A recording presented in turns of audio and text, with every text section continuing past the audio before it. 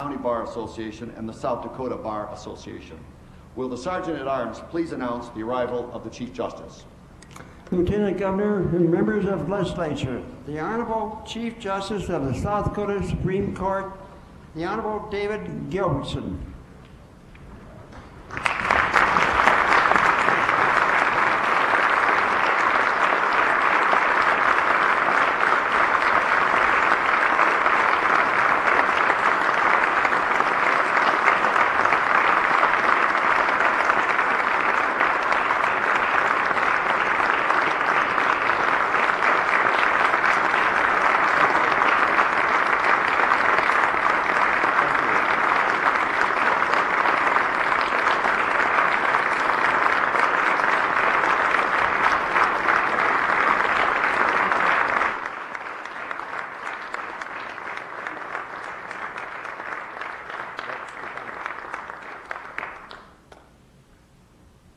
Thank you for that warm welcome.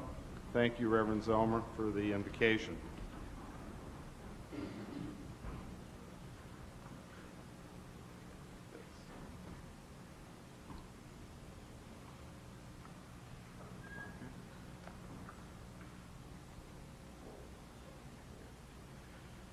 Governor Rounds, Lieutenant Governor Dugard, Speaker Diedrich, members of the legislature, constitutional officers, my fellow justices, and all citizens of the state of South Dakota.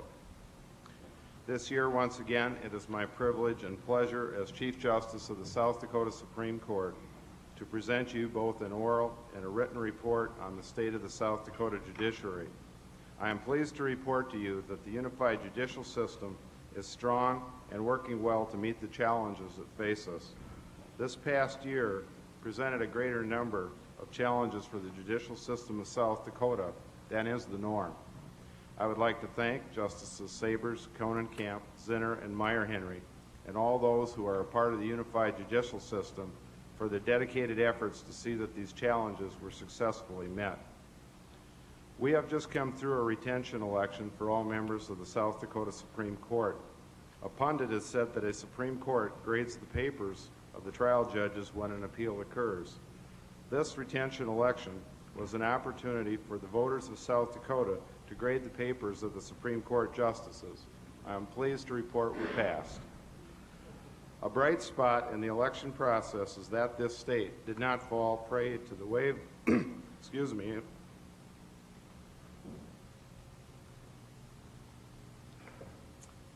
a bright spot in the election process is that the state did not fall prey to the wave of electioneering that is sweeping through many states' judicial elections. In one Midwestern state in 2004, $9 million was spent on a race for a single state Supreme Court seat. It's a hard sell to convince the public that $9 million was contributed to the candidates for that Supreme Court seat by concerned citizens who were interested only in fair and impartial justice. In contrast, all 5 justices of the South Dakota Supreme Court who ran in the 2006 retention election did not raise or spend any funds for that purpose. We simply ran on our judicial records and let the people decide whether we should be retained in office for another term.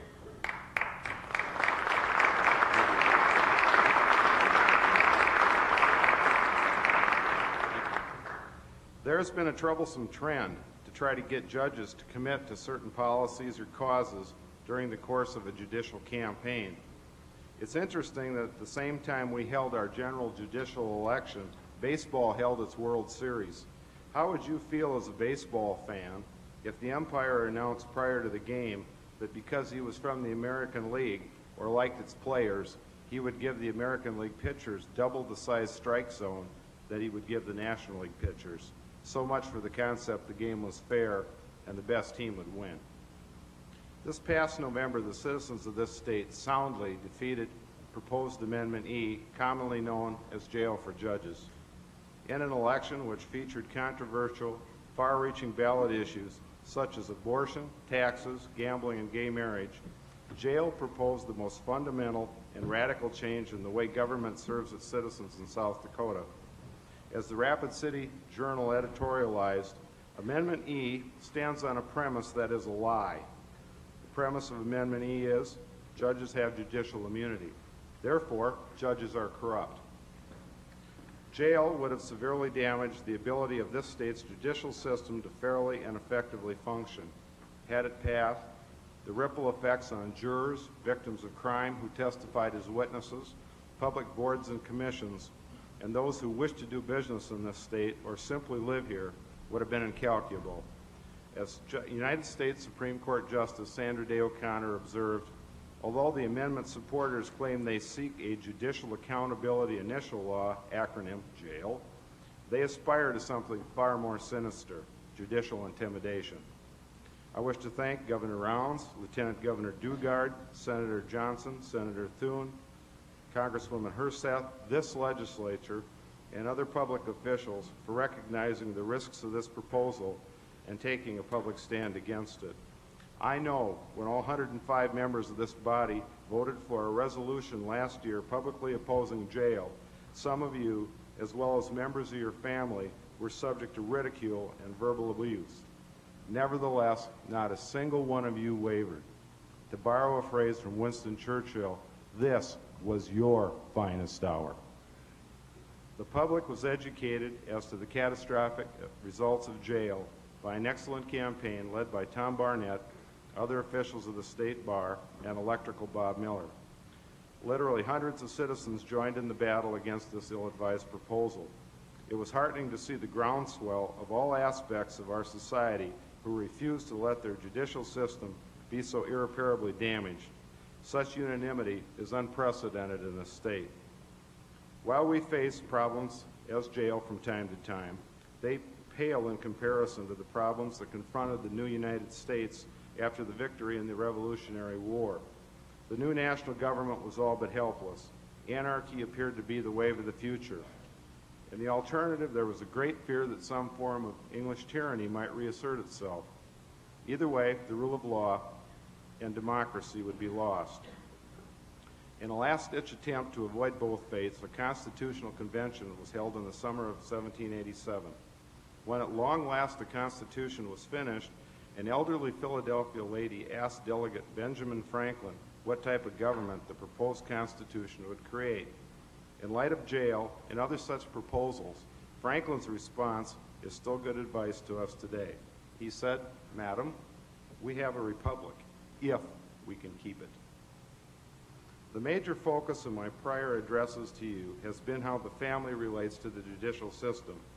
While the traditional definition of a family is parents and children, the definition can be expanded to include all citizens of South Dakota.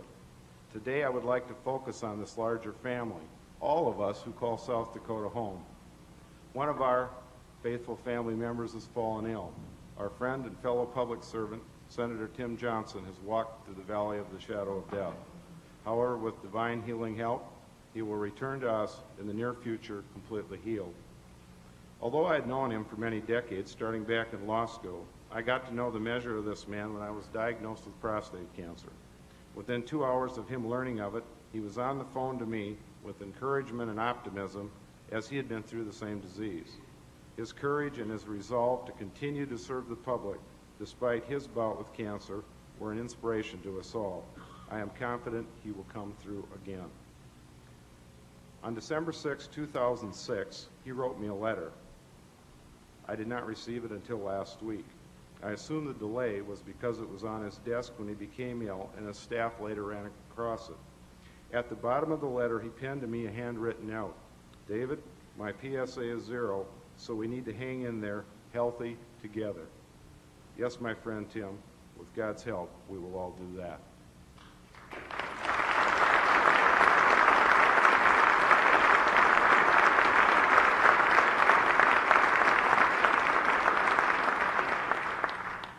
Many of our family members have been gone away for a while. They have been defending us in faraway places. Thankfully, most have returned home to us. Several months ago, I had a conversation with Governor Rounds and General Gorman about these individuals. Some are returning home in need of assistance from the rest of the members of the South Dakota family. If a returning veteran is in court on a civil or a criminal matter, the cause of the problem may have deeper roots. Once the problem is identified, the judge, working with others, can assist to rectify it. As Lincoln said toward the end of the horrific Civil War, we must care for him who bore the wounds of battle, his widow, and his orphan. All too many of our younger family members have fallen prey to the addiction of drugs, especially methamphetamine. In the past few years, I have shared with you some of the startling statistics on how bad the problem really is. This addiction cannot be cured by simply locking people up. When they are released, they are still addicts and once again commence their downward spiral. Incarceration by itself is about as successful at curing meth as it would be at curing cancer. There is no doubt that meth destroys lives. Every year of meth use ages the brain an equivalent of 10 normal years. It leads to dementia and senility in users decades before that would occur by natural causes. Meth is a poison that, if taken for a sufficient period of time, comes with a guarantee of ravaging the body, the mind, and ultimately death. It also has untold consequences for family members of the addict, especially the children. If for no other reason than the humanity of it, the courts, along with the agencies of this state, should work to eradicate this curse upon our land. We should not pass by on the other side of the road like the priest and the Levite in the parable of the Good Samaritan. Even if you put the Good Samaritan considerations aside, there are sound financial reasons for dealing with this issue. It is nearly impossible for a person to remain a meth addict and not get caught in a serious violation of the law. Thus, we are faced with incarceration in prison at a cost of over $18,000 per year. All too many of these addicts are young women. The force of the addiction is so strong that many give birth to children while using meth during their pregnancies. These children are born with a wide range of birth defects. It is estimated that their individual medical and educational needs, the care required for meth babies and for meth children, cost the state's taxpayers in South Dakota tens of thousands of dollars per year per child. One addicted mother had her 5 children taken away from her. The judge who presided over this matter told me that because of these children's special needs due to their mother's drug abuse, those 5 children alone cost taxpayers $250,000 per year for their care. If the meth addict is in prison, presumably their children, even if not meth babies, will become the charges of the Department of Social Services. Each child in foster care at DSS costs $5,000 to $10,000 per year. In 2003, there were 57 children placed at DSS due to meth issues. That number increased to 110 in 2004 and ballooned to 183 children in 2005. Finally, meth addicts are in prison and thus obviously not working in our communities. They contribute nothing of a positive nature to their community, nor do they pay any taxes. In every state in the country except South Dakota, there has been an attempt to overcome the meth problem by a diversion program called the drug court. People who plead guilty to felony meth use and meet certain criteria are involved in a lengthy, intensive drug rehabilitation program. One criteria to get into this program is they have no prior history of violence. Either every other state in the country, each of which possesses a drug court, knows something about dealing with meth that we do not, or we by ourselves in South Dakota know something the other 49 states do not. I recently visited with a criminal defense attorney from the northern Black Hills. He told me he represented a person who had spent 10 years in the South Dakota penitentiary for meth use. At that time, drug treatment was not available to him. Within less than a week of his release, after serving his 10 years, he was again on meth because his body was still addicted to the drug. Not surprisingly, he was again caught by law enforcement. When the addict told his sentencing judge he could not wait to use meth when he got out of prison after 10 years, the judge commented, "That must be one amazing drug." Yes, in a most despicable way, it is a most amazing drug. As an alternative to this type of situation, a drug court attempts to keep the addict in the home, employed, and the family intact. The long-term goal is to keep the addict off meth through an intensive program that takes 12 to 24 months. That is achieved through cooperation of prosecutors, defense counsel, drug counselors, probation officers, and frequent meetings with the sentencing judge. A program which we studied in Wyoming, has a success rate of 62%. The alternative of merely locking up the attic has a success rate of 0. I will be asking this legislature to fund a pilot drug program in the northern Black Hills. The preliminary planning has been completed. Circuit Judge Jerome Eckrich has agreed to commit a significant amount of his time to this program in order to make it a success. Since meth is a statewide problem, we hope to expand the pilot to other areas of this state if the pilot proves to be as successful as the rest of the nation has found it to be. Last year, I told you that Judge Glenn Severson of Sioux Falls estimated that 75% of his felony cases he sees are a result of meth addiction. This year I asked Judge Jeff Davis the same question, and he responded that if anything, the 75% figure is low for Rapid City's felony docket. I wish to emphasize this is not a Hugs for Thugs program or some kind of get-out-of-jail-free card. Significant restrictions are placed on probationers. If they fail the program, they go to prison. It is only for addicts. The dealers go to prison as they have in the past. One study indicated that for every dollar spent on drug courts, $10 of public expenditures are saved. We are also moving forward in the area of cooperation with tribal governments. For too long, many attorneys have avoided appearing in tribal courts because they did not know the mechanics of how to do so. This year, the Unified Judicial System underwrote an updated version of the Tribal Courts Handbook by Professor Frank Pommersheim of the University of South Dakota School of Law, which provides that vital information. It is posted on the UJS webpage to allow free access to it by anyone and to allow easy future updating. Last year, I spoke to you about the Equal Justice Commission. That commission, you'll remember, was created by our court to investigate perceptions of unfairness in our state judicial system and to recommend solutions to correct those perceptions. I am pleased to tell you that we have begun to follow the recommendations of the commission. We have stepped up training for judges and court personnel in cultural awareness and minority concerns. In our capacity as the final authority for admission of lawyers to practice law in South Dakota, we have changed the testing requirements for new admittees to the state bar. Now, in addition to being tested on other legal subjects, people taking the South Dakota bar exam will have to answer a question on Indian law. We think this is an important subject for South Dakota lawyers to know, given that there are 9 tribal entities within our state and a substantial number of our citizens are of Native American heritage. South Dakota lawyers must be conversant with the host of special laws pertaining to Native Americans. In the area of adult and juvenile corrections, we are also following other recommendations from the Commission by amending the way we collect background data on people we process. We want to better measure the degree to which minorities are represented in our system. We are also taking positive steps to encourage minority employment within the unified judicial system. To some reasonable degree, we think the people in our system should reflect the diversity of the people we serve. The report of the Equal Justice Commission identified the perception of lack of access to the courts by the less fortunate in our state to be a significant problem.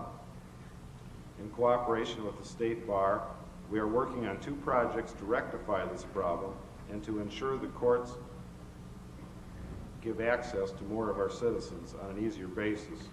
The state bar, with our encouragement, is developing an organized program of donated time by lawyers of this state to assist those who cannot pay for their services.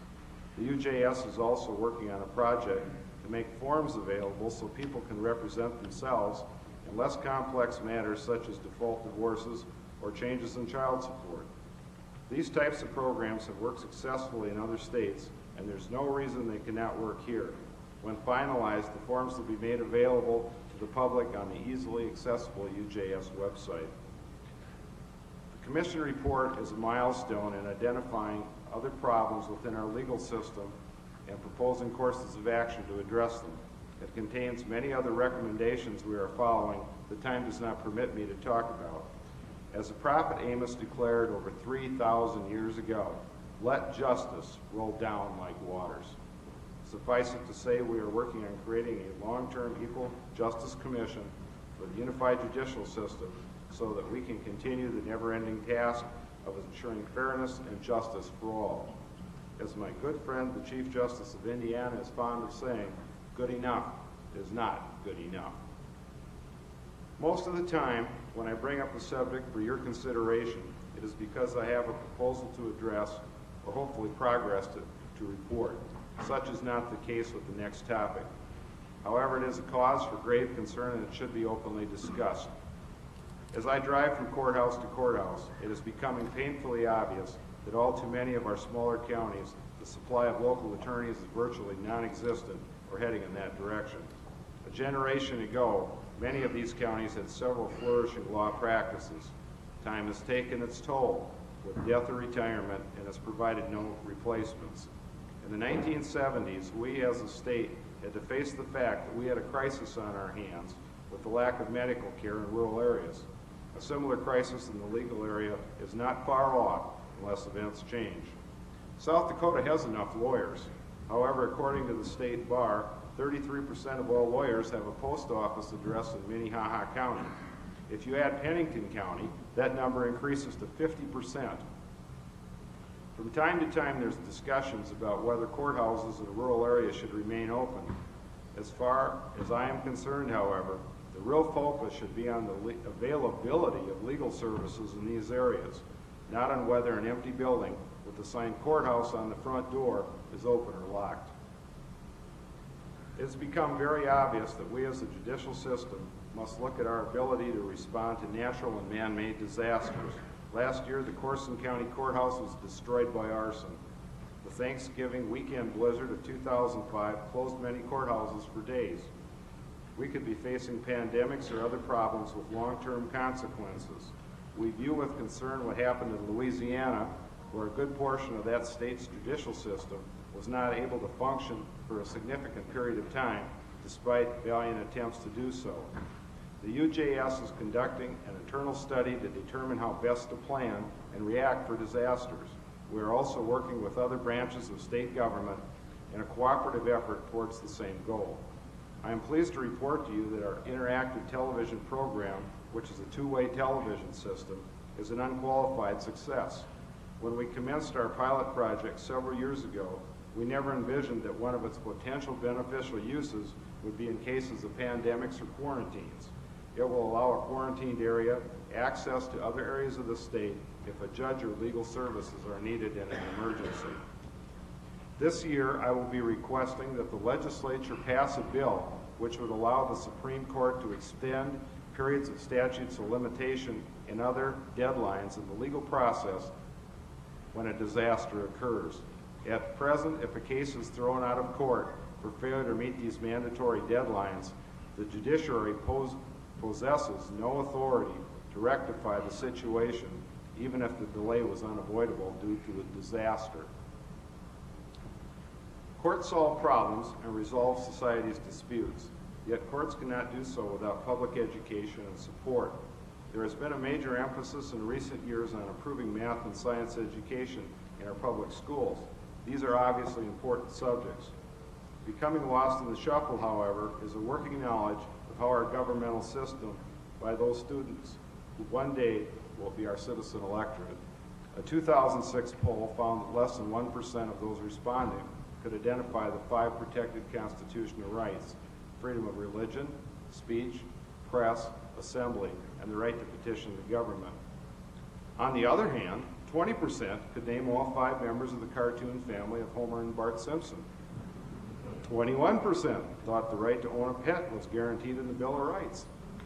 And 17% thought the Constitution guarantees you a right to drive a car. Obviously, we need to stress how our democratic form of government works to those who one day will be called upon to run it and determine its future direction with their votes. Once again, good enough is not good enough. We must do better because some already do. As an example, Ms. Marletta Ike teaches second graders in Madison. After instructing her students on the fundamentals of how our system of government works, she has her second graders conduct their own project on how bills are passed and become law. As many of you legislators who have been here for a while know, they correspond with public officials by letter and computer, and many actually visit this Capitol during the legislative session. The questions and correspondence I receive from them indicate that although only second graders, they have an amazing understanding of how our governmental system works. Ms. Ike is a teacher who does more than the minimum to successfully address problems and educate her children. Another example is the third grade class of St. Joseph's School in Pierre. Its teachers Carolyn Bune and Molly Fulton brought a few of their students to my courtroom so they could ask me what were billed as a few questions about the judicial system. Over an hour later, they were still asking questions. The quality of their questions indicated that for third graders, they had an exceptional understanding of how our judicial system works. Every time I drive through the town of Blunt, I think of a man named Mentor Graham, who died there as an old man in the 1880s. Graham's profession was that of a teacher. In his younger years, Graham was asked for help by a young man in his early 20s who had a keen mind, told a lot of humorous stories, but only had a year of formal education. Graham, who was already attending to his normal duties with his regular students, agreed to privately tutor this young adult in the evenings. Graham did not have to do it, but he made an extra effort. Graham must have done a good job because that young man would later mature to where he would pen phrases such as, "A government of the people, by the people, and for the people shall not perish from this earth." Yes, Mentor Graham went the extra mile for a friend who ultimately became our beloved President Abraham Lincoln. What a different world we might live in if Graham had merely put in his time with his regular students and had not bothered to go beyond that for those that needed his help. Good enough is not good enough. To better educate our public, the South Dakota Supreme Court carries its oral arguments live on the internet. The arguments are also archived for public access on the internet after they are held. The opinions of our court are posted on our webpage within 24 hours of issuance. They can be accessed for free. In addition, our arguments are covered by the television, radio, and print media. This fall, we held our October term of court at the Washington Pavilion in Sioux Falls. The public was invited to attend. We also sent invitations to all the high schools within 100 miles of Sioux Falls. This was a success. The crowds, consisting mainly of high school students, numbered in the hundreds for each of the 3 days of oral arguments. Our family of citizens, which comprise the state of South Dakota, should all use our best efforts to improve our state and move it forward. Included in that is a judiciary that meets the people's needs. There will always be need for improvement and change as our society changes. However, any type of shortcomings in such attempts are significantly different than simply ignoring a problem or a portion of our people. As the great United States Supreme Court Justice Oliver Wendell Holmes Jr. observed, even a dog distinguishes between being stumbled over and being kicked. Last year, I began a project of taking my family videos and transferring them from VHS to DVD. They began in the early 1980s when my oldest daughter was a toddler. Interspaced with the shots of my children are television programs they watched. What fascinated me were the commercials during these programs.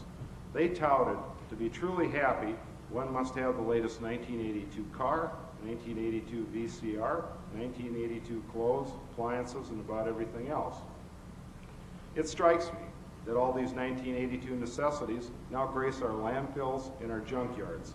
Yet my children in the videos were a wonderful reminder that families endure. They do age, but future generations come along. In the end, that is our true legacy and our true greatness. May the family that is all South Dakotans continue to prosper and overcome our challenges as we have since 1889. Thank you.